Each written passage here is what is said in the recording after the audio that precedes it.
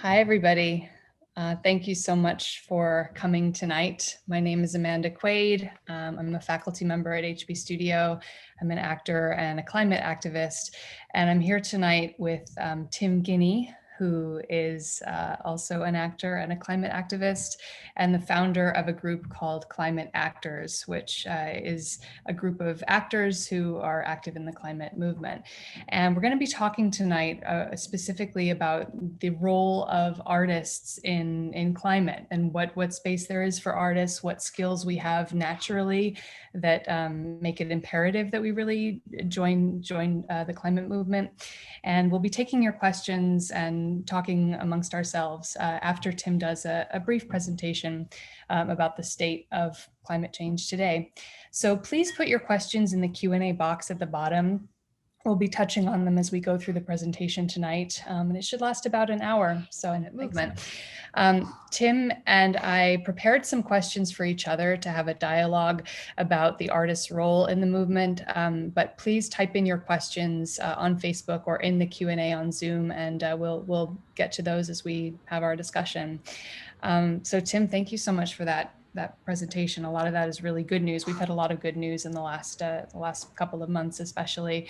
And I wanted to know from you, you've given hundreds of talks to all kinds of people around this issue. And what do you think are specifically the gifts that artists have that we can bring to the table? Okay, so you're on one of my favorite subjects. So I've given a lot of talks. One of the things I think is a failure of the environmental movement is, and not just the environmental movement, it's a problem we have in this country.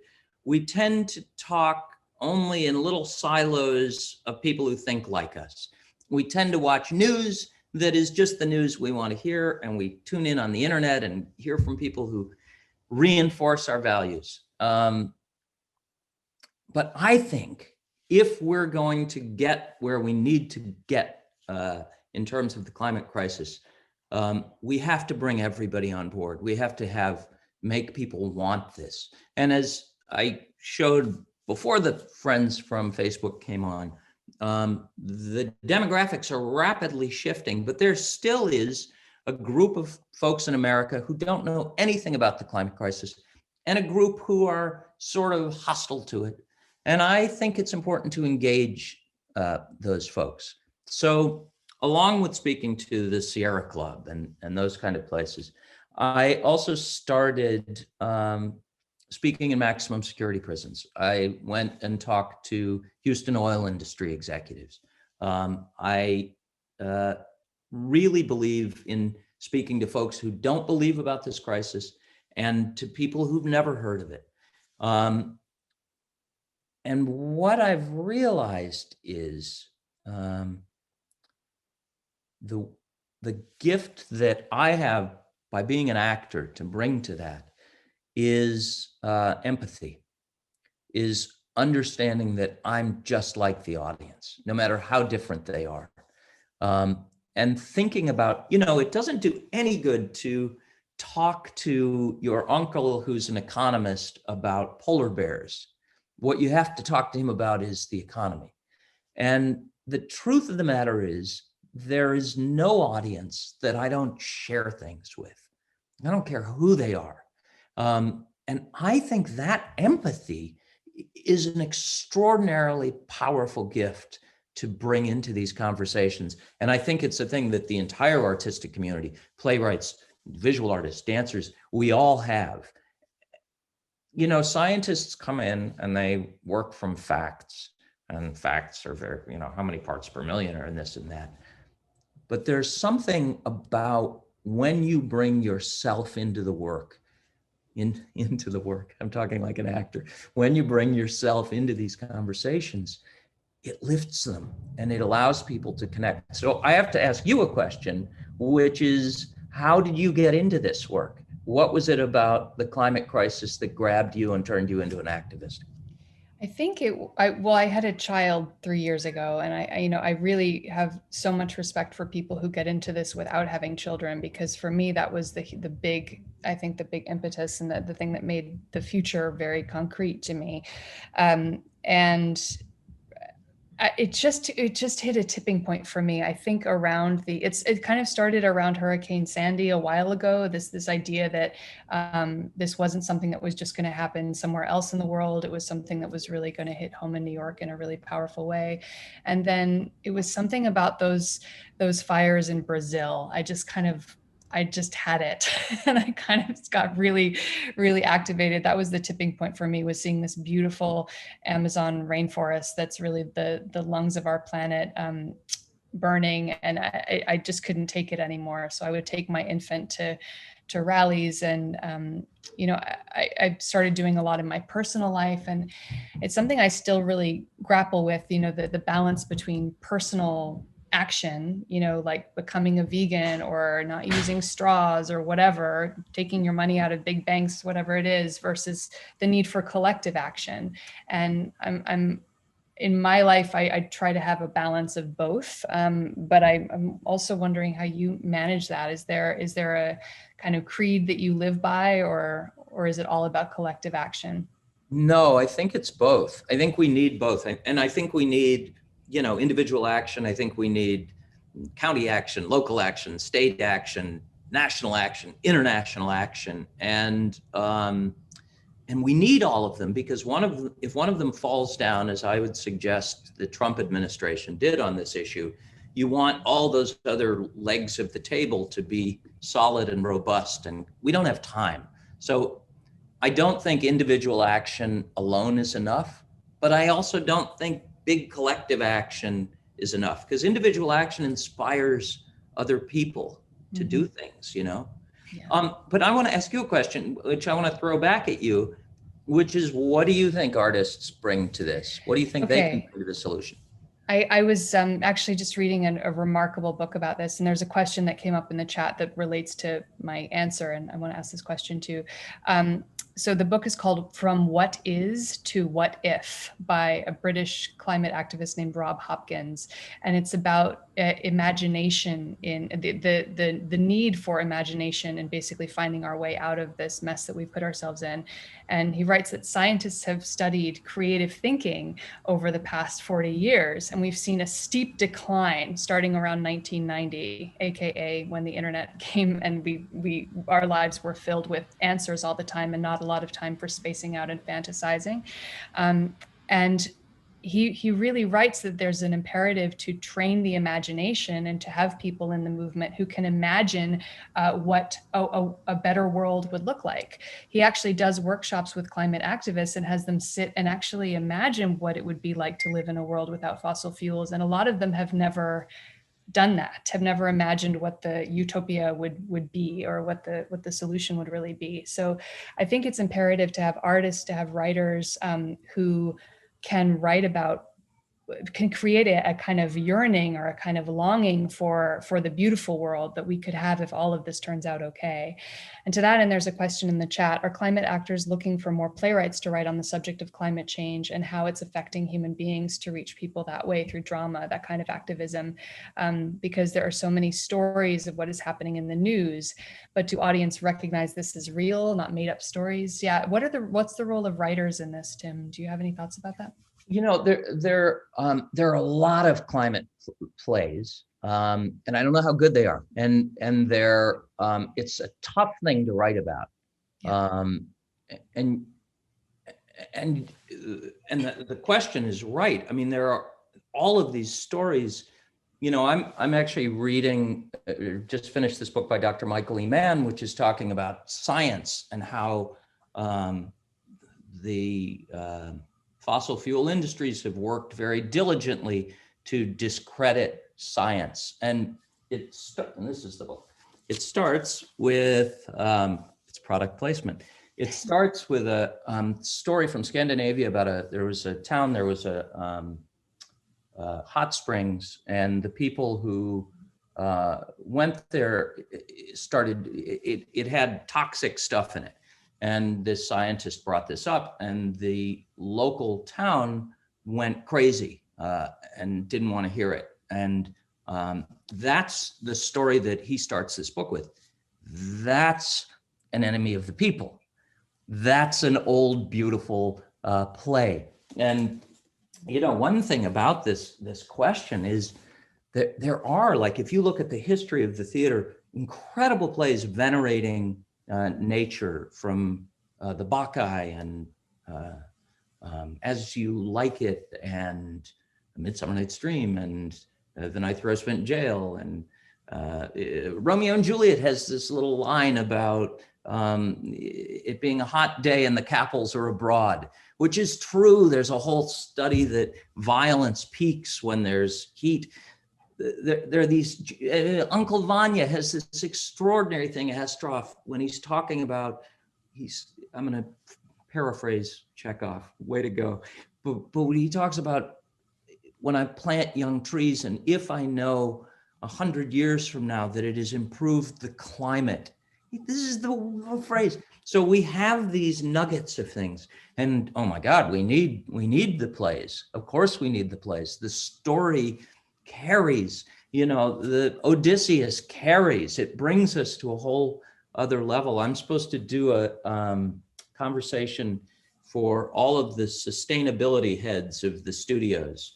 And I keep thinking about the movie Bullitt. And if you've ever seen Bullitt, Steve McQueen drives this V8 muscle car. It may be a Mustang, actually, but there's no soundtrack. It's just, that's all you hear is that. And I just keep thinking, if you would produce a single movie with a silent electric car that wins the car chase, you would change adolescent masculinity in the United States, and you would do a vast thing to move us to where we want to go. So I don't know, story is so wildly important. I'm talking too much, Amanda.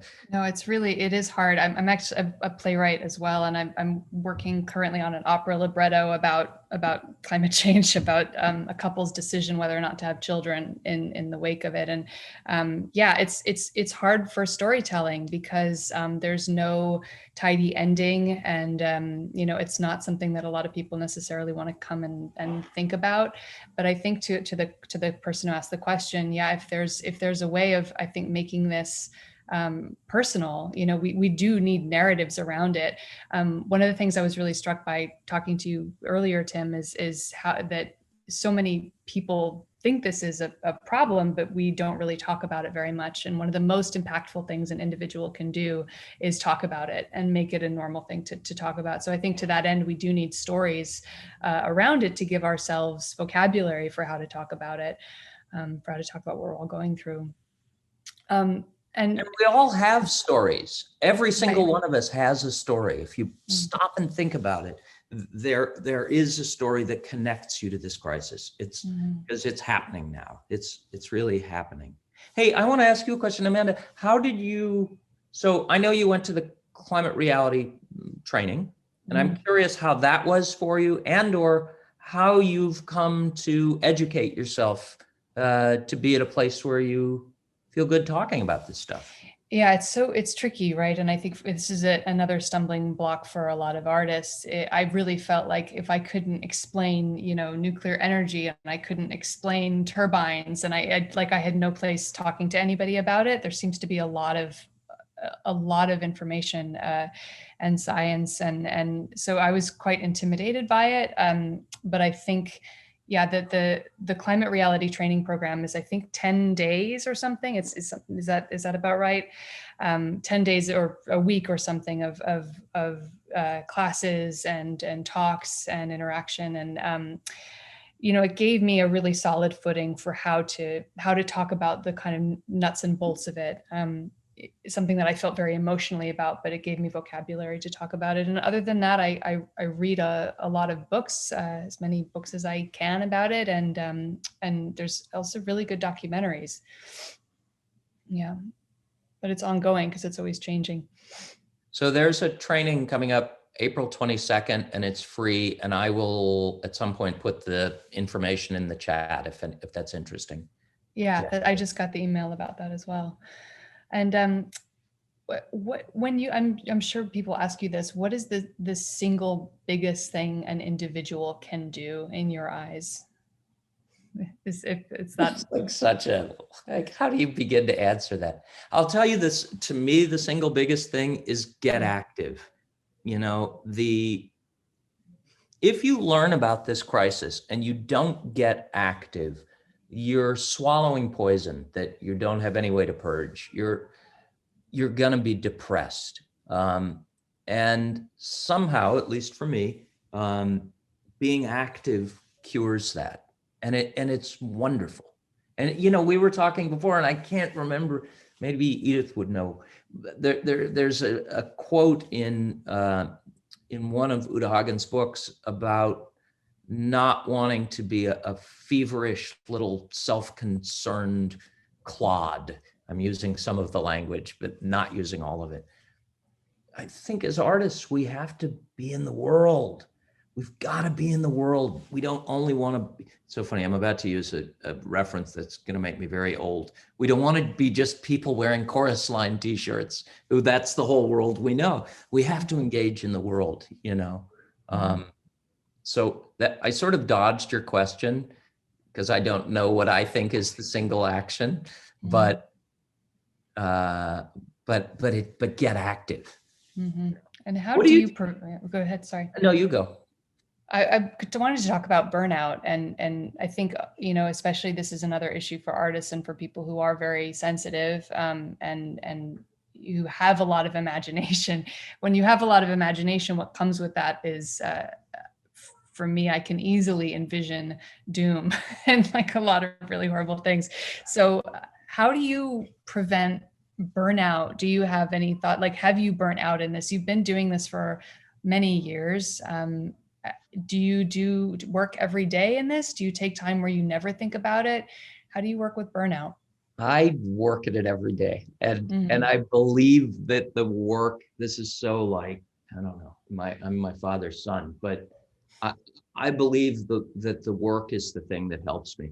I also believe, by the way, that we really have the solutions. The solutions are really, really possible. And, you know, there are people who deny the reality of this. There's also this sort of new group of people who are sort of doom-centric.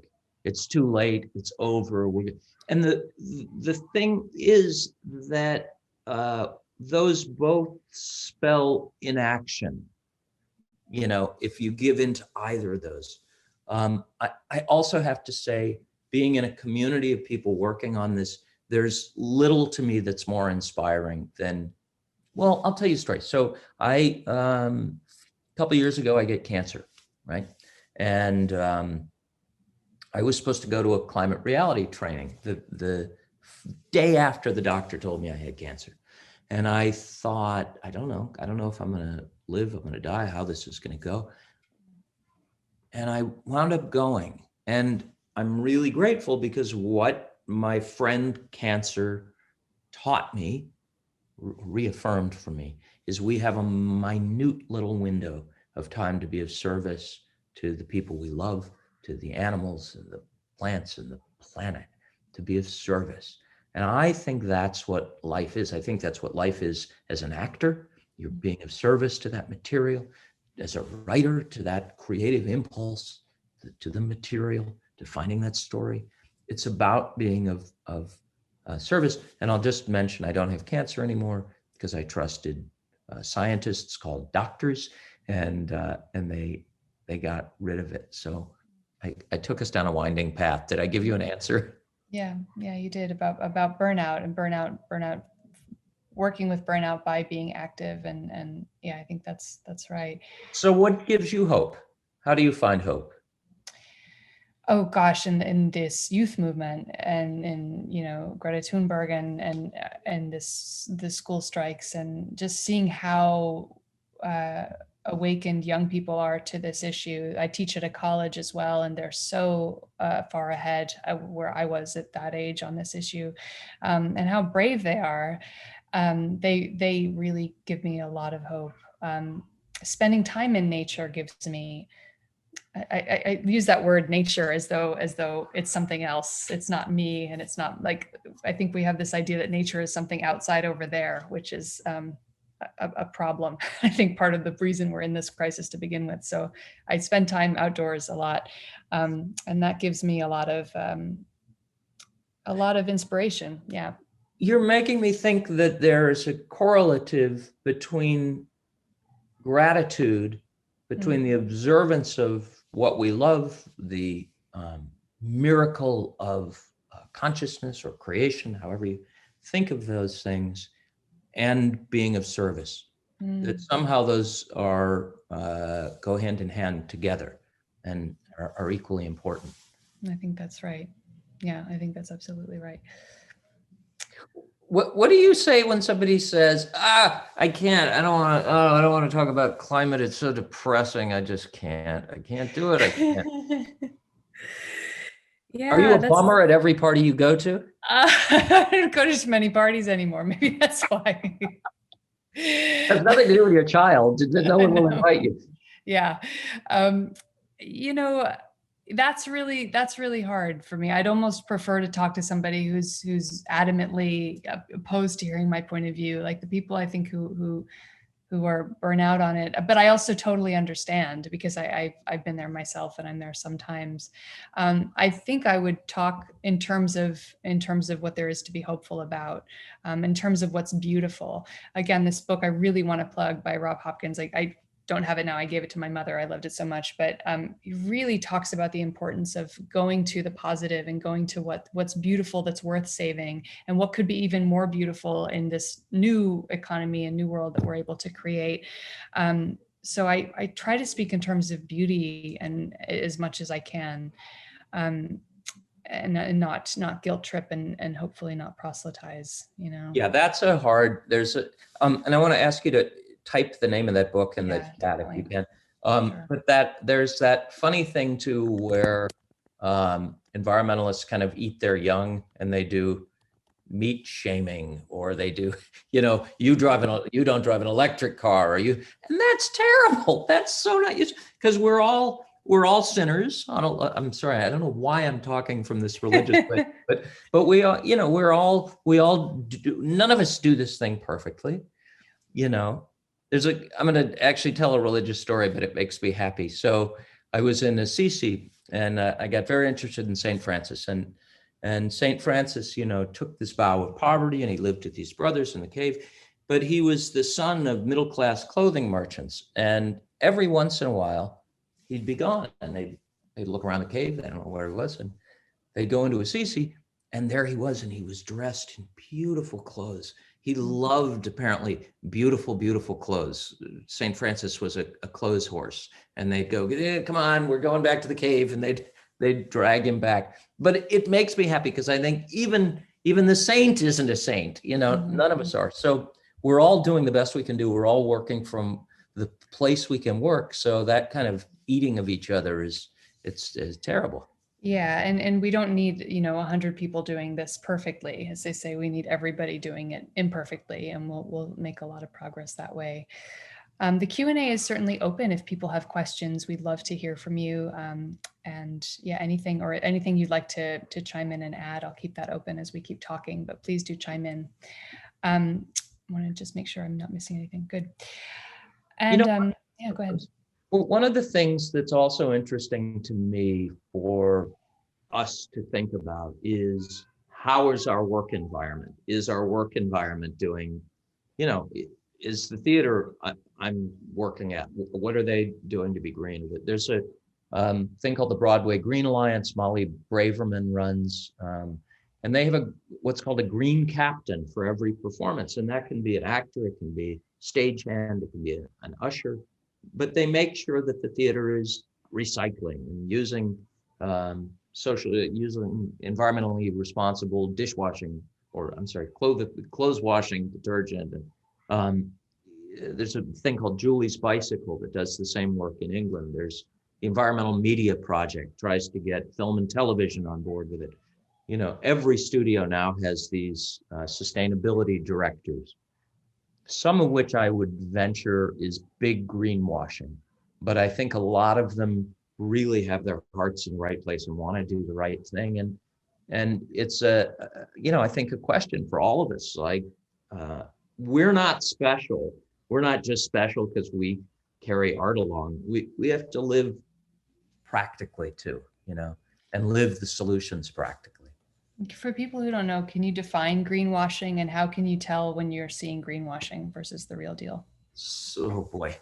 Okay, so greenwashing is when a corporation, or I guess a person, wants to present an image of themselves as being environmentally sensitive and environmentally forward. It might be, I'm making this up, it might be Dow Chemical having a commercial where they plant a tree. That kind of thing is greenwashing. And sometimes, you turn on CNN at any time, almost every commercial break, there's Exxon is running an ad about how they're solving the climate crisis, when Exxon is doing exactly the opposite of that. And Exxon, if you're listening, sue me and I'll prove it in court. Bring your big expensive lawyers. I think that's as close as I can get to it. Yeah. Yeah, that seems right. We have a question in the chat from Hannah. What is a good first step, like a very first step to getting active? What can people do tomorrow or tonight? Wow. You could go to the climate reality training. You can sign up for that. There are dumb little things like turning off lights, making sure you close your refrigerator door. All of those things that seem so inconsequential in the great hurdle that we have to overcome, they also can often be reaffirming to you that you're doing the work. They also can help your family understand, oh, maybe I need to do that too. And your friends, they can create new social norms. And the behavioral psychologists show that if you take small steps, you're more and more likely to take bigger and bigger and bigger and bigger steps. There's a slew of environmental legislation right now in front of New York State, and a slew, you can even write to your senators and say, we have a moment now. We have 2 years really. Get out, we want climate. Even if you don't know the name of a specific bill, write a letter and say, I demand climate action. That's a quick one to do. And you can do it on the internet. What do you got? How do you I created a little slide actually back when I gave my presentation that I'll pull up again. So these were just a few things that you can do right away. Take a carbon footprint survey. You can go online and find a survey about your own life and where the biggest uses of your carbon are in your own life. Again, this is not a substitute for communal action, but these are things you can just do in your own life. Eat less or no meat and dairy. I see we have a question in the chat about that. We can get to that as well. Reduce your food waste. I didn't know this until recently, Tim, that food that you throw in the garbage goes to landfills and actually gives off methane that contributes to global warming. I had no idea. Obviously public transit, maybe walk 6 feet away from people or bike. And consider the impact necessity of air travel. This is, I think, one of the things that the pandemic has really given us as an opportunity is telecommuting. And that's going to have, I think, hopefully a very, very positive impact on our emissions. Reduce plastic consumption. There's a wonderful movie called Plastic Ocean on Netflix, which is all about the impact of plastic on the environment. It's really incredible. And educate yourself about climate with books, with films. These are just some good documentaries and some films that are, and books that you can find anywhere. And I wanted to get to, so Oriana asks in the chat, what about dairy? And indeed, dairy and beef in particular are really, personally, I can speak for myself. There are things that I cut out of my diet after I learned about the impact on the environment. There's a wonderful movie on Netflix, very popular, called Cowspiracy, that you can watch if you want to learn more about that. And I also didn't know about some of the cruelty around dairy. I had no idea. And that's something I won't get into right now, but if you're interested, there's a lot of information about that. And I found it very easy actually to do that. Linda asks a great question. What can we do to help keep this from being a political issue? and where it already is, how can we help reverse that? How can we reach the politicians maybe to get their help in that? Is it possible before catastrophe touches them? Yeah, I mean, this wasn't a political issue until pretty recently. This was something that should be the most obviously nonpartisan issue. Do you have thoughts about that, Tim? How we can keep it from politicizing? Yeah, not only was it not a political issue, a lot of the most important environmental legislation we have in the United States was promulgated by the Republican Party. Ronald Reagan got rid of, joined the Montreal Protocol, got rid of aerosols, right? The Clean Air, Clean Water Act, Endangered Species, all of those created under Republican administrations.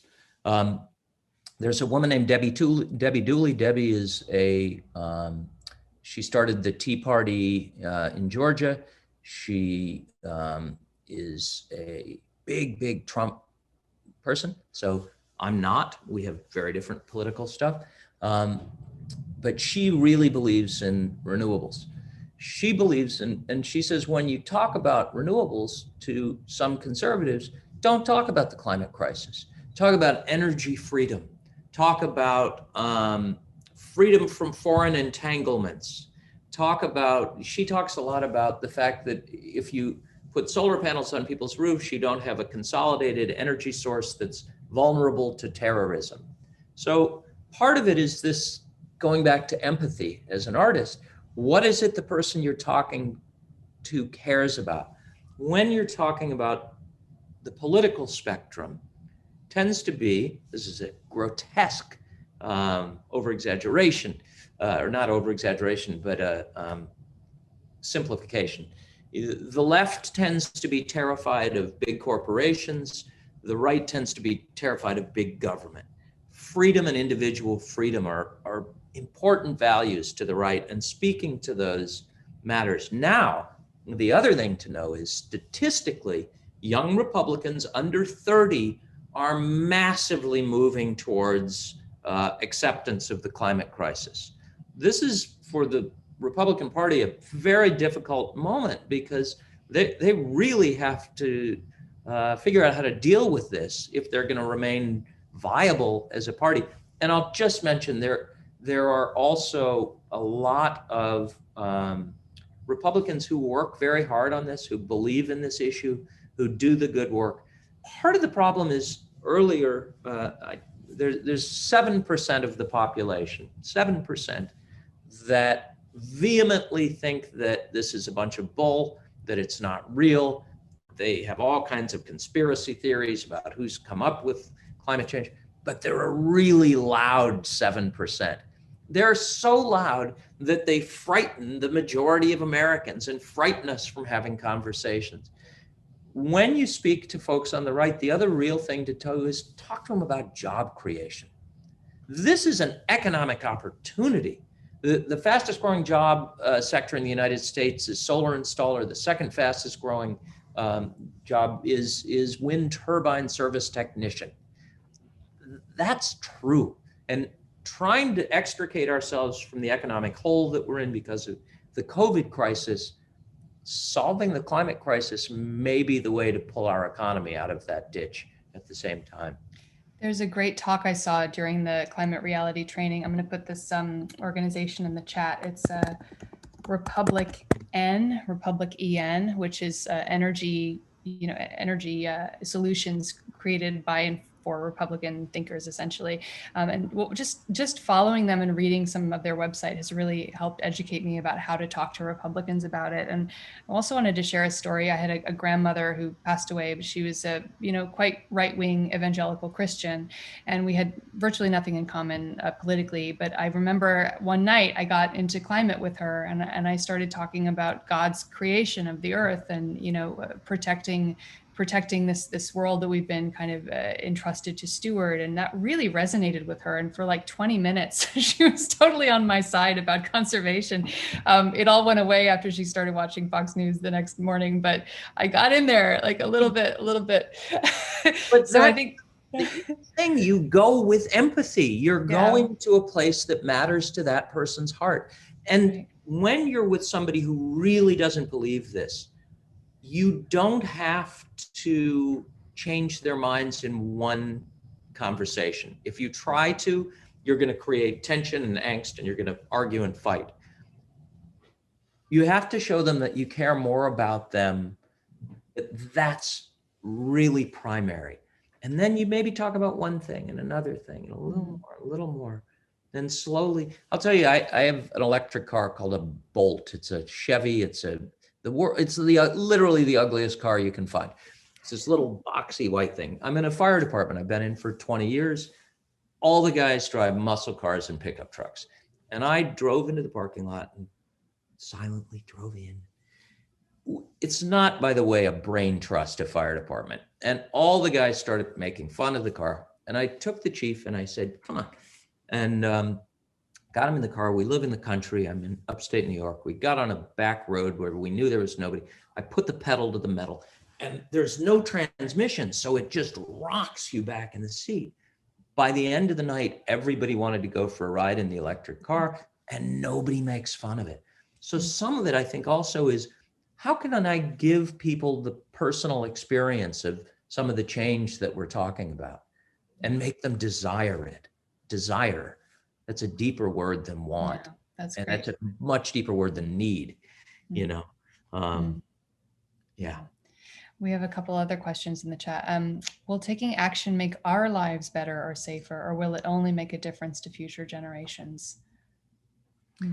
I think it absolutely. I tell you what's going to make your life worse is inaction. And I mean, you can look at that in terms of,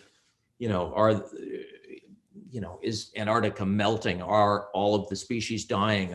You can look at it that way. You can also look at it, I tell you, as your own personal heart and your joy and your sense of yourself as a human being who's being of service. Even on that level. And I tell you, because sometimes people will say, what if it doesn't matter? What if you're not changing it? Well, I want to be on the side that's fighting for our children, fighting for the planet. What do you think, Amanda?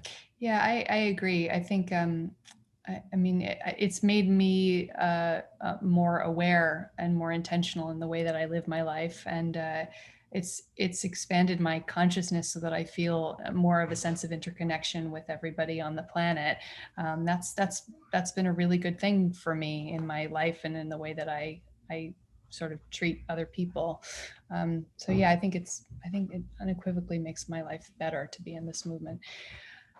Good question. Does anyone benefit from global warming? If so, how do we change that? I'm going to interpret this question a little bit to not mean benefit, physically, like that the climate's getting warmer, so therefore they're happier or whatever. But I think also, if I can interpret it, it may be financially. Does anybody benefit financially from global warming? If so, how do we change that? Never considered that before. Well, I mean, certainly the fossil fuels companies benefit from global warming. The longer we ignore it, the more money they make.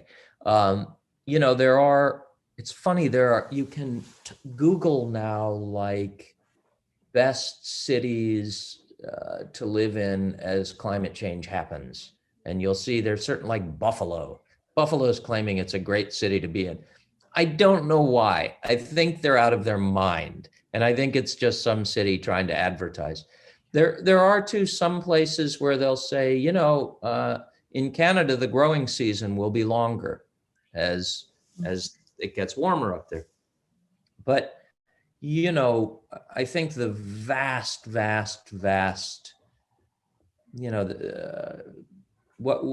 it's a disaster, and it's a disaster that's affecting us right now, and it's affecting poor people more than wealthy people. Particularly lower income folks in the developing world are suffering now. This is not something that's coming 100 years from now. They're really suffering now. The second part of that question is interesting, and I'm not totally sure how you stop it except to shine the light.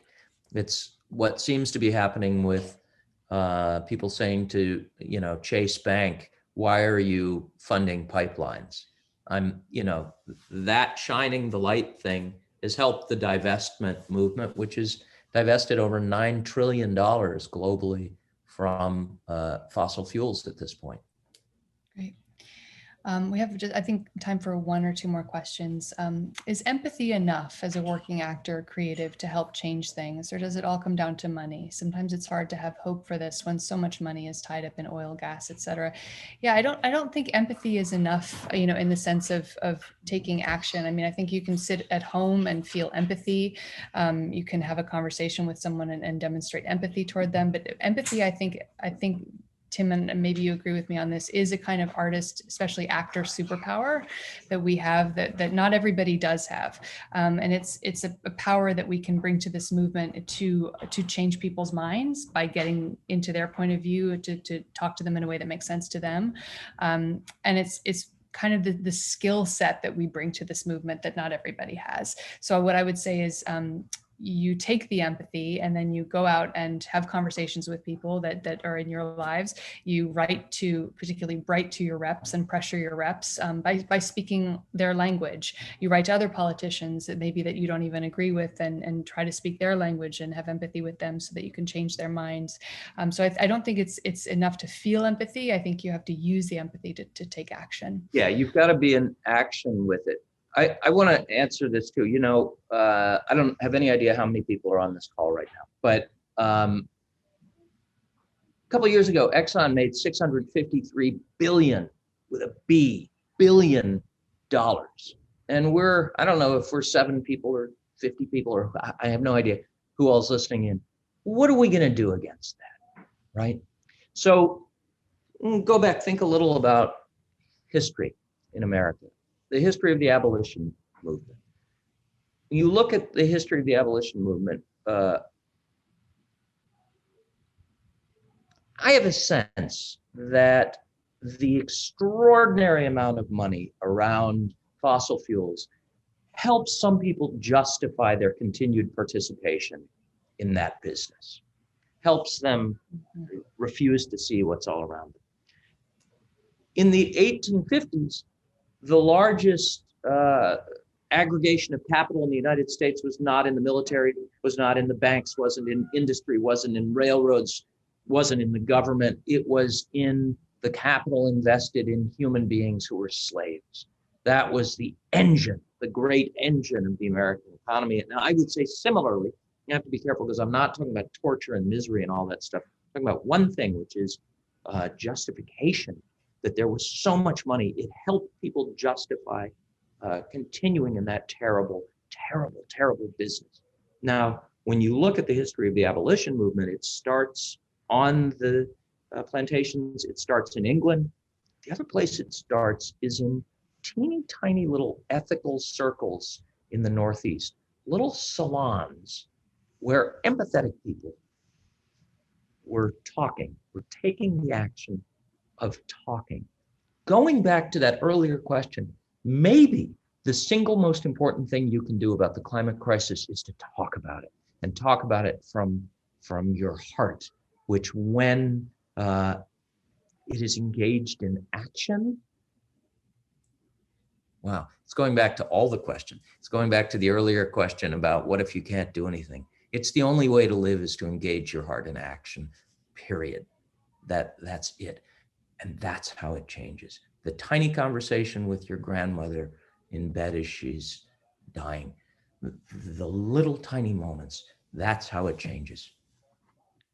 One last question, actually 2 that intersect, and then we'll finish up. Where do climate change action and privilege intersect?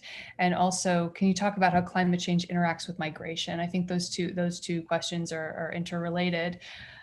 And in climate change and social justice. Anything you want to speak to there, Tim?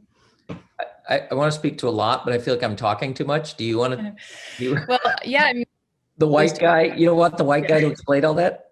White lady. I think, one of the things that's really been salient to me in the last year is that climate change is not just a climate issue. It's really a human rights issue. And what we're seeing, because so many places in the world are being rendered unlivable by climate change, either via drought or temperature increase, we're seeing mass migrations of people to Europe, to the United States. And we get this sort of Brexit movement, and we get a lot of the xenophobia that we're starting to see really flare up in our own country as well. These issues are interrelated. We also have just extraordinarily upsetting statistics about how neighborhoods in the United States that are more likely to be influenced by toxic waste, by bad air quality, these tend to be Black and brown neighborhoods. So definitely there's a huge intersection between social justice and climate justice. And what I would urge people to do, if you're interested in that, is find books about climate justice, and that's really the term to be looking for. Anything else there, Tim, you wanted to say? Yeah, just to amplify it. So, for example, when we look at what did Mr. Trump called them, the migrant caravans or something. Yeah. These were people from Nicaragua and Guatemala in an area called the Dry Corridor, which is actually one of the places that most is feeling the effects of the climate crisis. They had terrible drought. They had food insecurity caused by climate change. That's what was driving those folks. There is no such thing. There are astonishing figures on the projection of how many climate refugees there are going to be within the next 20, 30 years. The United Nations does not recognize climate refugee. It is not a word with legal status. It is going to be the biggest group of refugees in coming years unless we deal with the climate crisis. So that's an enormous, enormous, enormous thing. I'll just also mention there's a perception, and the whole climate justice thing is fascinating and extraordinary. And if you don't know about it, dig into it. Robert Bullard is sort of the father of environmental justice, is an interesting guy to look to. There's also in New York, We Act for Environmental Justice, does extraordinary work. There's great work going on around this, but there's a perception that environmentalism is a white middle class, upper middle class hobby.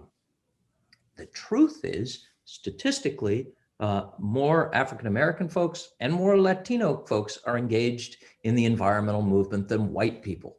What's also true is, if you look at the national environmental organizations, they're almost all run by white people.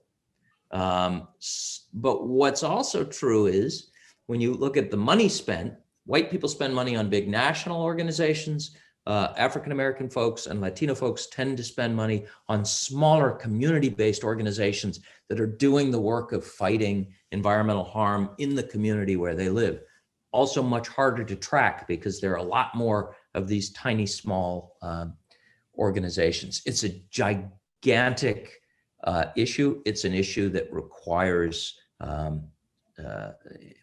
introspection from all of us, and one that I'm hopeful that the environmental movement is starting to address.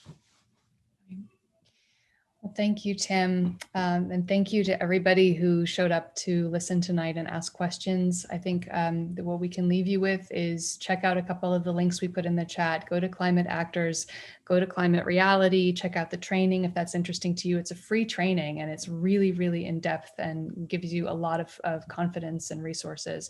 And I would, challenge everybody to have a conversation in the next 24 hours with somebody that they know and care about climate change, and just make it something that is normal thing to talk about in your circle. You really can have a huge impact that way. So thank you all so much for joining us tonight. And thank you, Tim. Thank you.